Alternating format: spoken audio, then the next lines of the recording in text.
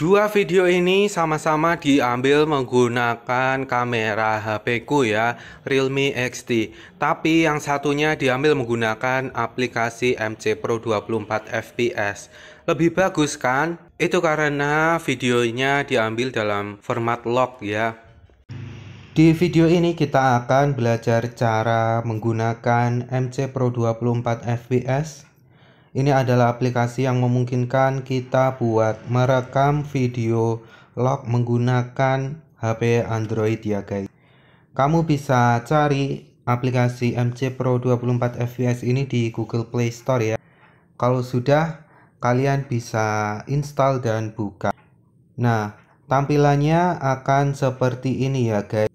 Buat merekam video log kita perlu mengaturnya terlebih dahulu ya guys. Caranya kita bisa klik di sini di bawah sini ya. Kemudian kita bisa klik di sini yang paling bawah sini dan klik di sini. Di sini ada banyak sekali pilihan profil log ya guys. Mungkin sebelumnya linear ya guys. Linear ini seperti warna biasa ya. Jadi kita bisa ganti menjadi M-Log 100. Kenapa kok M-Log 100? Karena ini yang lebih mudah ya. Ini yang paling mudah diedit menggunakan aplikasi Cap. Di sini ada juga berbagai profil log yang lain yang meniru kamera-kamera mahal ya, seperti kamera Sony atau kamera Canon dan lain-lain. Tapi saya biarkan M-Log ya guys. Di sini ada keterangan tanda seru, ini artinya dia kurang mendukung di HP-nya ya, karena HP saya ini hanya merekam video dalam bit depth 8 bit ya guys. Jadi kurang cocok. Jadi saya pilih yang M-Log 100 saja. Tapi kamu bisa coba-coba dan menentukan yang bagus itu yang mana. Nah, selanjutnya kamu juga bisa mengatur white balance-nya di sini ya. Di sini saya biarkan auto karena ini sangat mempermudah ya guys. Tapi kamu bisa atur manual atau yang lain-lain. Seperti ini. Saya biarkan auto saja. Kemudian di sini kita juga bisa mengatur kecerahannya atau exposure-nya di sini ya guys. Di sini saya biarkan auto. Jadi kita tidak perlu mengatur kecerahannya, tapi kamu bisa klik plus dan minus ini buat mengatur kecerahannya seperti ini. Seandainya kita mau mengaturnya secara manual, kita tekan M ini. Sekarang kita di mode manual. Jadi kita bisa mengatur ISO-nya di sini. Kita klik plus buat menambah dan minus buat mengurangi. Dan juga di sini ada juga shutter speed ya. Jadi kita bisa tambah dan kurangi di sini. Ngomong-ngomong, di sini juga tersedia zebra ya. Jadi kalau tekan yang ini, aktifkan zebranya, maka nanti bagian yang terlalu cerah, terlalu terang seperti ini akan terlihat ya guys, ada zebranya. Jadi kalau diaktifkan akan terlihat bagian yang terlalu cerah. Jadi kita perlu mengurangi kecerahannya seperti ini. Dan juga kalau yang terlalu gelap akan terlihat zebranya seperti ini ya. Jadi di sini terlalu gelap, jadi kita percerah seperti ini. Itu sangat membantu ya guys. Ada juga ini false color. Aku nggak terlalu paham, mungkin kamu jelaskan apa itu di komentar ya guys. Nah, selanjutnya kita juga bisa mengaktifkan flash di sini seperti ini. Dan buat mengganti ke kamera depan kita bisa klik di sini dan pilih front face. Nah, sekarang kita di kamera depannya. Tapi seharusnya kalau kita pindah ke kamera depan, pengaturan lognya itu belum diganti ya. Jadi kita perlu ganti sendiri di sini. Kita ganti menjadi M seperti itu.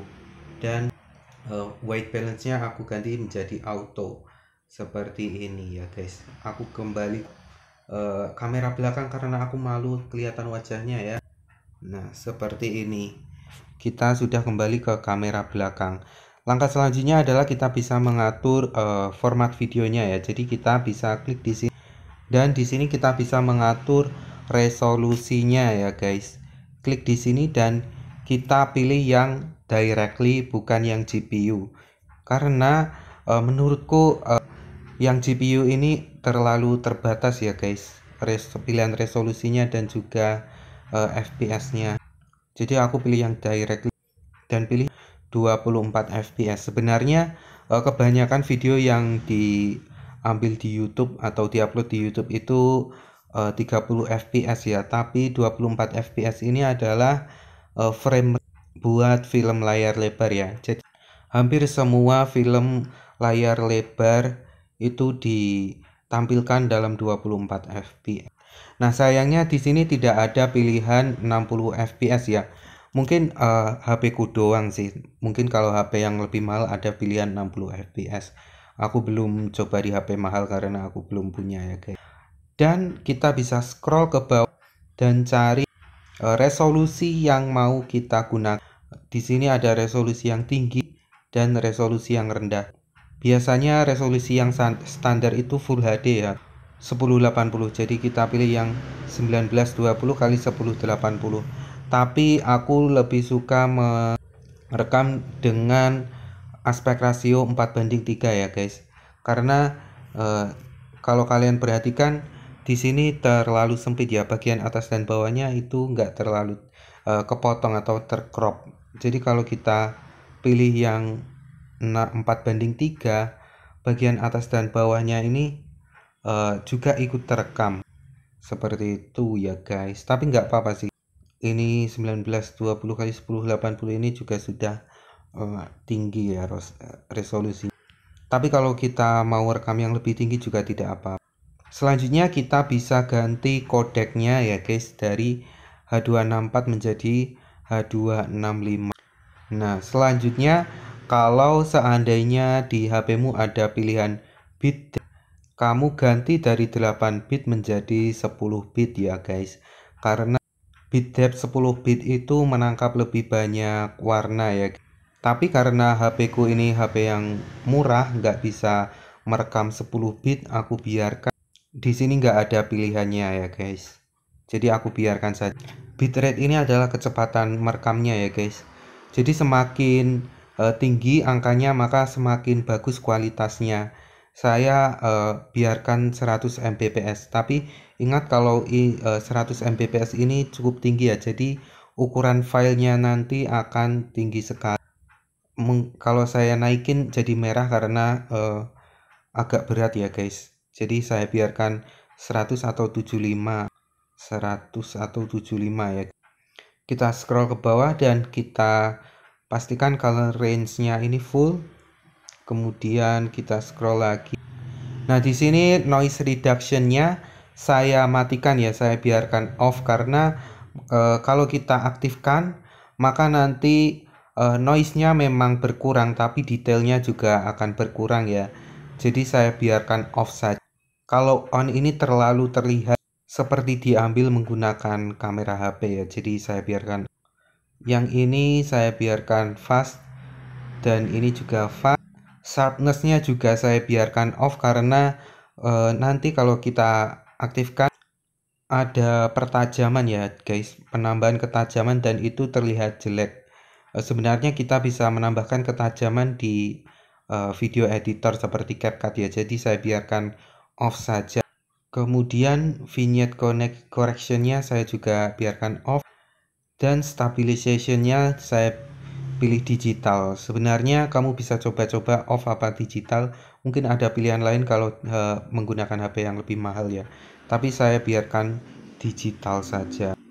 Selanjutnya di sini kita bisa mengatur use GPU ya. Histogram itu yang ini ya guys, ini namanya histogram. Ini buat melihat apakah videonya terlalu gelap atau terang. Ini saya biarkan luminance saja atau RGB, atau dinonaktifkan juga tidak apa-apa kalau kamu nggak butuh ya guys. Nah, focus peaking ini agak penting buat mengatur fokusnya secara manual ya guys. Jadi saya biar on. Dan ini yang focus peaking modenya by touching ya. Jadi kalau kita mengaturnya secara manual, tapi kalau continuous ini selalu terlihat focus peakingnya. Nanti aku jelaskan apa itu focus peaking.